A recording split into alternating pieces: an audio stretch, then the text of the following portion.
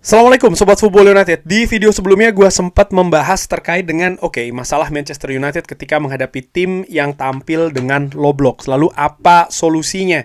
Ada berbagai situasi yang gue sampaikan di video tersebut, tapi gue memiliki sebuah pemikiran baru nih, memiliki mungkin sebuah ide.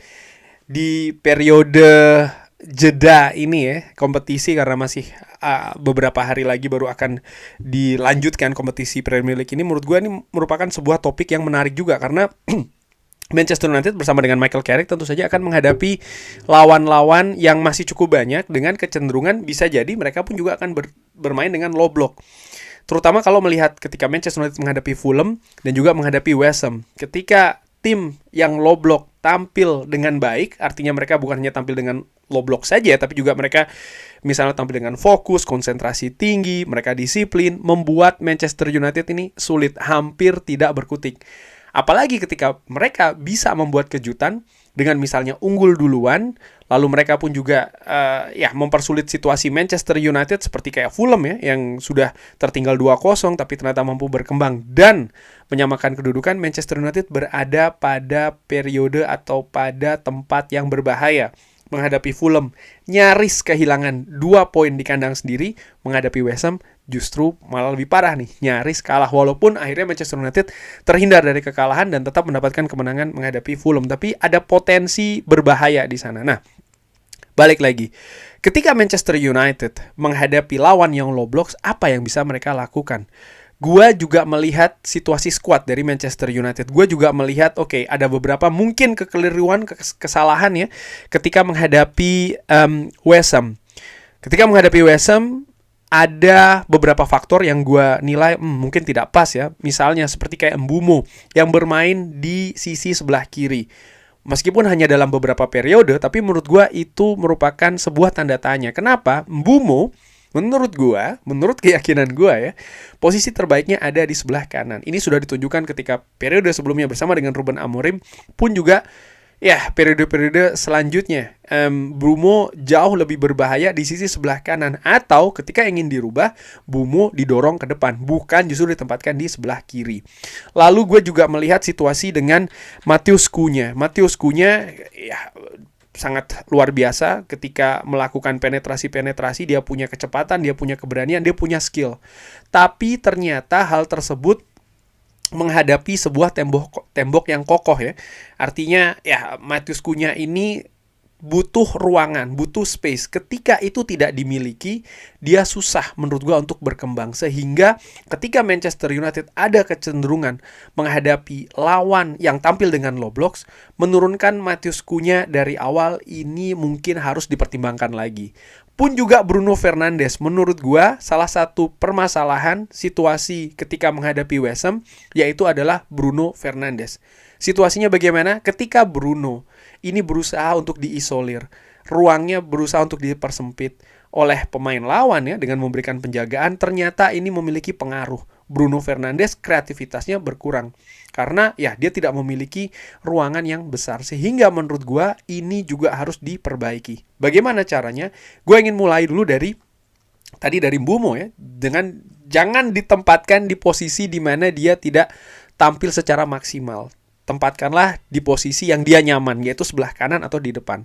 Lalu terkait dengan Bruno Fernandes, ketika memang Bruno ini sulit untuk didorong masuk ke area pertahanan dari lawan ya, artinya ya sebagai gelandang serang lalu didorong ke depan, karena ketika menghadapi West Ham sering sekali justru Bruno ini berada di kotak penalti. Bruno menjadi pemain terdepan dan menurut gua nampaknya ini tidak pas. Bruno justru menurut gua ketika menghadapi situasi low block lawan yang tampil bertahan agak sedikit keluar.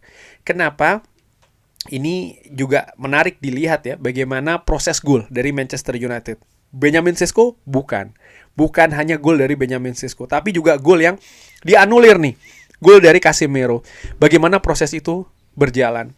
Dimulai dari bola-bola yang berada justru di daerah gelandang bertahan dari West Ham, lalu bola direct ya, berupa crossing tapi agak sedikit lebih keluar. Ternyata itu yang bisa membuat situasi berbahaya. bagi tim lawan yang diciptakan oleh Manchester United. Jadi disitulah menurut gua area dimana misalnya Bruno Fernandes atau Casemiro atau bahkan Kobbie Mainoo bisa diharapkan untuk melepaskan umpan-umpan ke jantung pertahanan lawan. Pemain-pemain seperti Ahmad tentu saja juga memiliki kapasitas ya untuk melakukan penetrasi, tapi mungkin tidak dari tengah. Karena ruangannya sangat sedikit. Mungkin dicoba berani melakukan one on one dari sisi samping dan diakhiri dengan bola yang menuju ke jantung pertahanan lawan di kotak penalti bagian tengah. Apakah ini monoton? Ya, kalau dilakukan secara monoton ya akan jadi monoton, tapi jika ini dilakukan secara variatif akan sangat menarik. Nah, konsekuensi apa yang harus dilakukan jika Manchester United bermain dengan pola seperti ini? Menurut gua harus ada adaptasi taktik. Adaptasi seperti apa? Ketika Manchester United menghadapi West Ham, Manchester United di awal tampil dengan Bumo di depan, tampil dengan Cunha di depan, tampil dengan Ahmad dan juga Bruno Fernandes. Ketika Manchester United berusaha untuk memberikan volume bola yang banyak ke jantung pertahanan dari West Ham, pemain West Ham memiliki postur yang luar biasa. Mereka memiliki kesiapan. Mereka nampak juga sudah sangat ready sekali menghadapi bola-bola seperti itu dan juga melihat siapa yang mereka hadapi ketika mereka harus bertahan. Mereka harus menghadapi Bruno Fernandes, mereka harus menghadapi Mbeumo, mereka harus menghadapi Cunha. Pemain yang menurut gue tidak cukup oke nih untuk bisa berduel dengan pemain-pemain West Ham atau tipikal seperti kayak pemain West Ham. Artinya apa? Manchester United harus menurunkan pemain dengan profil yang berbeda. Apakah Manchester United punya pemain-pemain tersebut? Yes, Benjamin Sesko. Ketika Benjamin Sesko main di depan, bisa dijadikan target man. Bahkan akhirnya dia bisa mencetak gol. Lalu apakah itu saja? Tidak. Joshua Zirkzee. Di pertandingan menghadapi West Ham, Joshua Zirkzee dengan bola yang tadi gua katakan ya, crossing dari daerah samping daerah gelandang bertahan dari West Ham, bisa melakukan sebuah sundulan. Gue lupa kalau tidak salah Bruno Fernandes yang melakukannya, dan sundulan tersebut sangat berbahaya, nyaris menjebol gawang dari West Ham, tapi menimbulkan sebuah momentum, menimbulkan sebuah peluang. Dan ini menjadi sebuah catatan bahwa menurut gue ini bisa diikutkan sebagai sebuah solusi. Apakah itu saja? Tidak. Seperti ketika menghadapi Fulham, gol pembuka Manchester United ini dilakukan dengan set piece. Artinya apa? Situasi set piece ini juga bisa dijadikan senjata untuk Manchester United. Ini bisa dijadikan sebuah solusi untuk Manchester United membuka kebuntuan untuk bisa mencetak gol. Manchester United memiliki catatan yang cukup positif di musim ini, bahkan dari awal musim ya, bagaimana set piece yang mereka dapatkan, apakah itu dari tendangan bebas, apakah itu dari tendangan penjuru ataupun corner, bisa berbuah menjadi sesuatu yang berbahaya. Dan menurut gue ini bisa dimanfaatkan. Instrumen ini bisa dimanfaatkan untuk bisa membuka gol ya, atau bisa menciptakan gol bagi Manchester United. Artinya apa? Secara garis besar menurut gue harus ada adaptasi. Michael Carrick selama beberapa pertandingan terakhir selalu menurunkan starting 11 yang sama.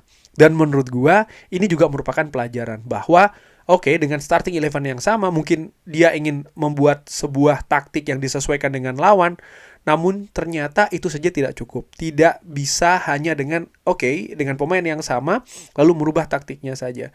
Dia juga harus lebih bisa memanfaatkan skuad Manchester United secara lebih lebar lagi, di mana ada karakter-karakter misalnya seperti Benjamin Sesko dan juga Joshua Zirkzee yang menurut gue bisa dimanfaatkan sebagai solusi ketika menghadapi tim yang tampil dengan low blocks.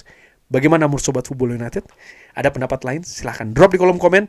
Terima kasih sudah menyaksikan. Jangan lupa like, sholat, dan juga subscribe. Wassalamualaikum warahmatullahi wabarakatuh. Thank you.